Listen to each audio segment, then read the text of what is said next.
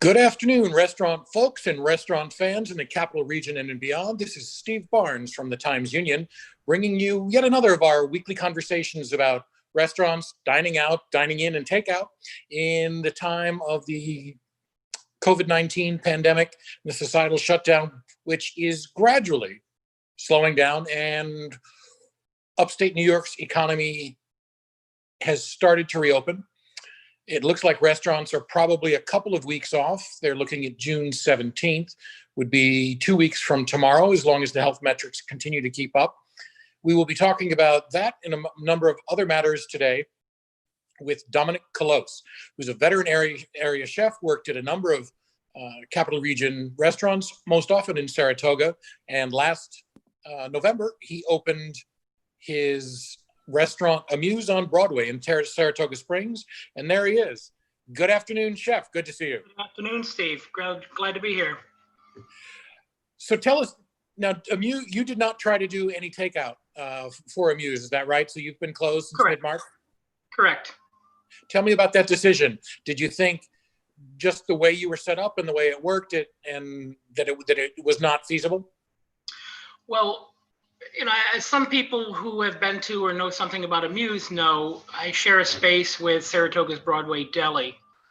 And my good friend Daniel Chesser was pretty busy providing school lunches when the shutdown started. And he was doing very little business, but he was working, into the night, taking donations, getting meals ready. Schools had not yet started to provide lunches for kids who were out of school. So between that and the fact that my kids, both 7 and 9, were out of school and we had no way of having childcare, it was impossible for me to be at Amuse and to be at home as a school teacher, per se. My wife works in the healthcare field. She works for Saratoga Hospital, so she was quite busy. So my schedule really did not allow me to get into Amuse to do any kind of takeout. So it was decided that Daniel would have his space and I would be here with the kids. And I did see that you posted just the other day that you are beginning to plan for reopening in a couple of weeks, depending when exactly that will come as the reopening happens. Tell me about how you're thinking about how Amuse will be different. And I mean, it's a little space. As you said, you share a space with the deli, and you've got the chef's counter, you've got a little dining area, the bar space. So how do you envision the restaurant being different once you get there, and how are you working toward that over the next couple of weeks? I was there the other night for the first time, actually, in about 12 weeks. I hadn't even gone to Saratoga from my home. And Daniel and I went over the space a little bit and talked about some different concepts. Again, when you share a space with another business that runs during the day and then you take over at night, you're gonna have to work very closely together to make sure that it's manageable. So, Amuse is probably gonna be predominantly takeout from the beginning point. We did some measuring, and the square footage of the place and how we're going to have to set up our tables allows us to have maybe 12 seats. We had 20, 25, 26 in the dining room. So we're going to have maybe 12 seats. We are going to get rid of, we had some couches in there that were mostly used by the deli. We're going to get rid of those to create some space. As far as the chef's counter goes, I don't think we're going to start with that. The point of the chef's counter was close interaction between myself and people sitting at the counter. So we're probably going to do away with that for at least for a while. And we're going to set up for takeout. And we've been talking about being a little closer to, he'll have the deli, but more, not only takeout, but market items, prepackaged things. In my realm, that would be like hummus, tabbouleh, the Mediterranean things that I do. Right. Normal menu. Have you done much takeout? I mean, what is your experience with?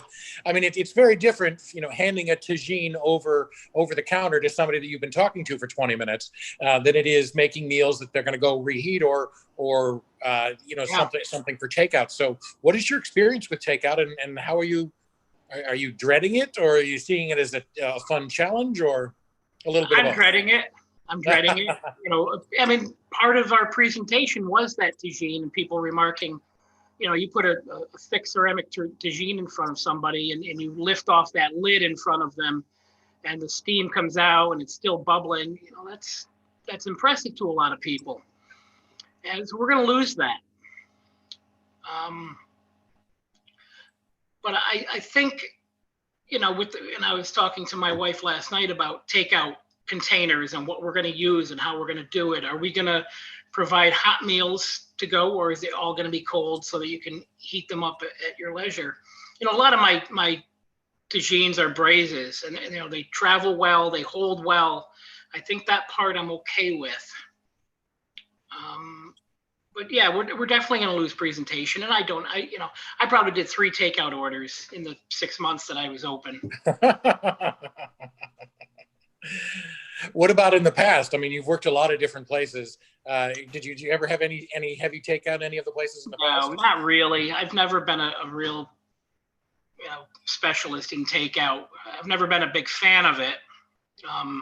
Not that I haven't been a fan of it. I just, the lack of experience and presentation is kind of important to what I normally do. I would say the most takeout we did was when I was at the Merry Monk for a little while doing that food as takeout. It was a little heavier there, but at the wine bar we did some, but it was sporadic. Right. What sort of conversations have you had with fellow Saratoga restaurateurs? You said you hadn't been in there in almost 12 weeks, but have you maintained contact with email and phone? And what have those conversations been about? A lot of it's about maintaining business during this epidemic, maintaining the level where you can at least employ some people, and then how they're going to survive moving forward with the limited seating. A lot of people are worried about that. If you're going to be 6 feet apart, you're going to space your tables out, and then people don't have a large space to be able to do that. Next door to us is Cantina, where they have the downstairs, the upstairs. It's a very large space. They can probably still seat 100 people, which is, half their capacity perhaps. But those play like Osteria Danny, it's small. He's going to lose a lot of space. I think those people who can adapt to takeout, really do it well, are going to be okay. One of the things that Danny told me, though, is that he does have the advantage of being able to expand into some outdoor space. Do you have outdoor space available to you? Yeah, we actually do. So we're in the Washington building between behind Kilwins and Cantina. And there's an alley, well, we call it a street. People don't want to eat in an alley, I guess. So we have that space, which is, I think it's about 16 feet wide. And we have carte blanche with that space to do what we like. So there is going to be some of the furniture from inside can get moved outside. We will invest in some outdoor furniture. So at least through July and August, hopefully we can have some outdoor seating that will help both of us. What has this done to you financially? Is it devastating, or no. No? No. Well, to me, it hasn't been. I had one full-time line cook, right, who's on unemployment. He's making more now than he made when he was working for me. And we had 2 servers who, they're doing okay. They're fine. And I wasn't, I was pretty new, so I wasn't making a ton of money for myself. What it's done is I was really just starting to establish Amuse and really picking up momentum. And I saw a really nice uptick in business, especially on the weekends. And when I was really feeling good about where we were going, we got shut down. So I think that's the part that's the most devastating is having to now restart. And do you definitely want to come back? Are you thinking about it? Okay, we're going to do takeout. We'll do outsource eating. We'll see what develops, and maybe we'll have a nice long Indian summer and a beautiful fall. We can, roll on into the winter. But then, you want to be back full at it as soon as you can? I'd like to be. I mean, the truth is I've been trying to get out of the restaurant business for 15 years, but I think every time I think I get out, they pull me back in. They pull me back in. Yeah, I want to be back doing it. And I was doing it on my terms. I was doing it 4 nights a week instead of 5 or 6, or, a lot of places are open 7 nights a week. And, I'm fortunate that I don't have to make a living off of this. This is, at this point in my career, I wouldn't say a hobby, but it's a way to make a few bucks, employ a few people, and make great food. And the way I had set it up, I could interact with people and talk about food and, restaurant experiences. And it was a lot of fun. So I really do miss that. I miss the camaraderie of talking. We got a lot of restaurant people in there eating at the chef's counter, a lot of chefs, a lot of people in the business. And it was a lot of fun talking to them and just sharing ideas about food. You've also written quite a bit as a blogger and in other forums, but a lot of what you wrote about was experiences in the restaurant business. Where have you looked for subject matter now that you weren't doing that 4 nights a week? Yeah, it's tough. And, I haven't written that much recently. So, I've written some political stuff and different things to kind of keep my foot in the writing. But I've switched over more to some cooking videos and stuff that I've put on YouTube to keep my hand in the blogging and the video blogging. I've sworn I wouldn't say vlogging, but I try not to as often as possible. What role, speaking of politics, given the current upheaval, and I'm not talking about COVID-19, I'm talking about protests and politics and disenfranchisement, what role, if any, do restaurants play? Excuse me, I seem to have lost. There you are. Sorry. What role, if anything, do restaurants play in that? I mean, we've certainly seen Jose Andres has been feeding people in times of need, but when we're talking about social justice and racial injustice, what role, if anything, does a white chef in Saratoga Springs play in that? I think the first step for people in general is to speak their mind and not be afraid to say what they're thinking, and whether it be pro or against, one side or the other. I mean, you see my Facebook posts and where I stand. And, I've been threatened, not physically threatened, but this was a while ago that somebody had said you should keep your opinions to yourself if you're opening a restaurant, because we're not going to go if that's the rhetoric you're going to take. Well, then did you say I have 25 seats, I don't need you? Pretty much. Yeah. I mean, these are people who are no longer friends of mine, and just thought that their money would, the threat of you're not going to get our money if you keep saying these things about current events, let's say.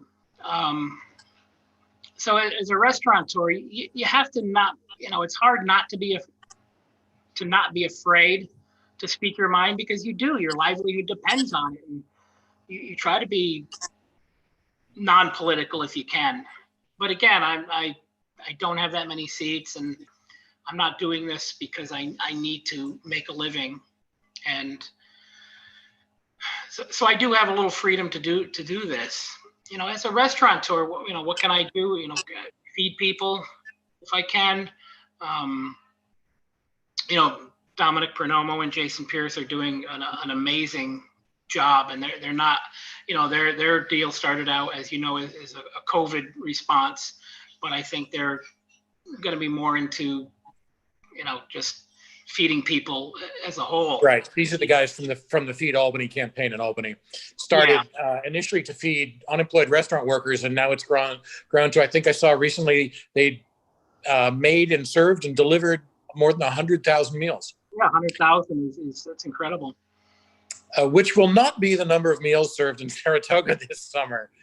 I was just talking to Todd Shimkus from the Chamber of Commerce earlier today, and he said that, they're really looking at an 18-month recovery. They don't know. They're hoping that in some form that maybe the people will be able to go back to the track before it ends. But currently, the word from NYRA is that the Saratoga Racecourse will be opening, mid-July with no fans. If some numbers come back, if the governor says yes, you can bring in 3,000-4,000 people a day. They're going to try to figure it out. But for you, who spent so long and so many summers in Saratoga, what's it like to contemplate a summer with no SPAC and no track? It's going to be devastating to a lot of restaurants.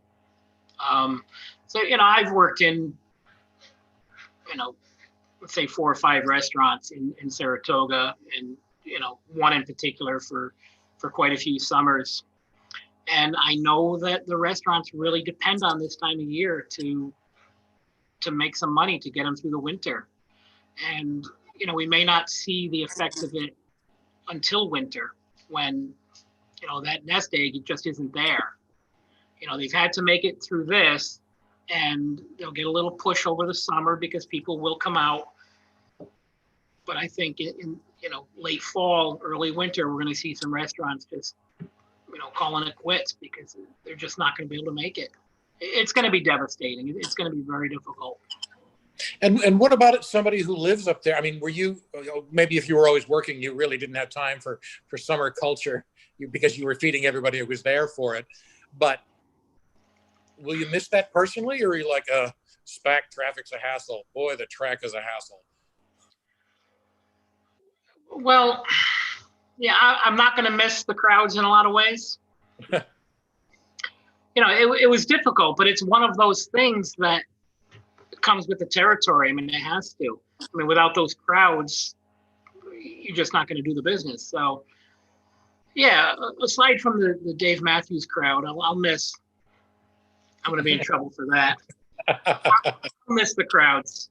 I'm not sure how many Dave Matthews fans are watching the Table Hopping Facebook Live comments. Yeah, good point. So, are you thinking that as soon as possible, if they say restaurants reopen, given the restrictions and whatever's going to be in place on the 17th or 18th, will you be ready to go? Are you going to wait a week, or what are you thinking? I may do a couple Saturdays, but until school is done, I'm home. Ah, right.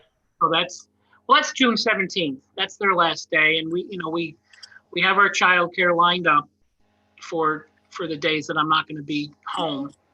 So, I'm good to go fairly soon. All right, so give me some specifics. It's the end of June, or maybe it's the week of, we're leading up to July 4th weekend, and I'm in Saratoga, and I walk into Amuse. What am I going to find that I'm going to take out with me? Give me some specifics.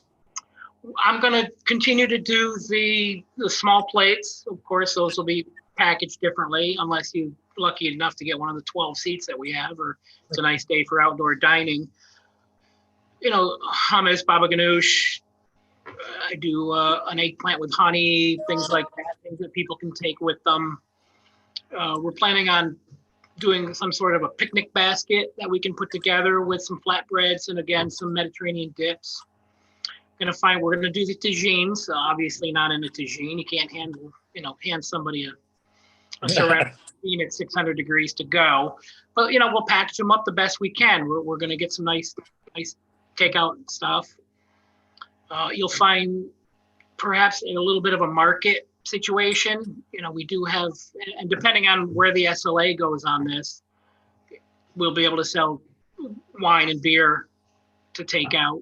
Hopefully that continues. Well, that has been extended, so it looks like that should be at least for the through the summer. And frankly, I can't imagine that law not being changed permanently, because it was so backwards in the first place. And you were around for when they imposed that, well, you could take your wine to go rather than having to finish the restaurant, but it had to be corked and sealed in a bag with a receipt and, put in the trunk of your car and all that shenanigans. Your bag, right. And now within one day they said, well, you can take out cocktails, and they were doing it. So I just don't see us going back on that. That needs to continue. That'll be important for people, at least, to add some income.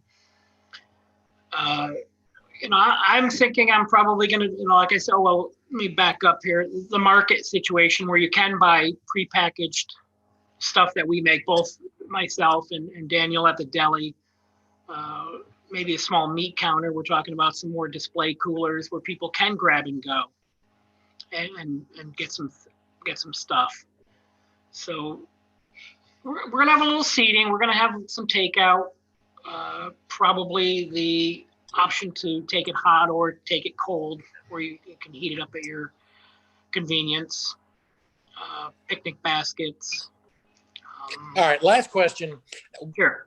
One of the reasons I don't make bread is because I can get really, really good bread for $6 or $7 that, people who are super expert at it make so much better than mine. And yes, there would be satisfaction in making bread, but I feel like I can make a whole lot of other food better than make bread, so I'll buy it. And I sort of feel that way about hummus. My hummus that I make at home is never as satisfying as the good hummus I can buy. So would you say hummus is one of those things that somebody should just buy it, it's easier? Or would you advocate for me getting better at hummus? You personally get better at hummus because I know you have it in you. But, there are people who simply aren't going to do it. Yeah. And I'm a big advocate for, if you can't make it better, just buy it. I'm the same way with bread. The baguettes we use, I've used, I used at the wine bar. I use now are from Tribeca Bakery. I just can't make a baguette that well. Right. I can make them, sure. It's not worth my time. It's like making puff pastry. I mean, why? All right. So if you can buy it just as good and don't want to make it, buy it. And why not? I don't know. Now I feel sort of challenged. I feel like you're suggesting that maybe by within a few months, I ought to be able to make hummus that makes me happy. So maybe that will be my mission. Since I also cover the arts in addition to restaurants, and not going to be much art to go to this summer. So maybe the night when I'm not sitting in the theater, I'll be working on my hummus. Well, that would be great. And I will hope to see some updates on your hummus. All right, very good. I appreciate it. Folks, we've been talking to Dominic Colose, chef and owner of Amuse on Broadway in Saratoga Springs. He is hoping to open later in June, probably on Saturdays, and then fully ramp up, well, to the degree you can, with 12 seats. Inside, maybe some outdoor seating with a lot more to-go options, some grab-and-go things, heat up at home, and also some prepared food and market options, and hopefully some wine to go. So this is Dominic Colose, who hosts the reopening tour by the end of the month. And thank you, Dominic, and we will see you again soon. Thank you for inviting me. All right. And thank you, folks, for tuning in. This is Steve Barnes from the Times-Union. We will be back next week, 1 p.m. on Tuesday, for more conversations about food, dining out, the restaurant business, the economic recovery, and other things that may be on my or your or my guests' minds. So until then, eat well.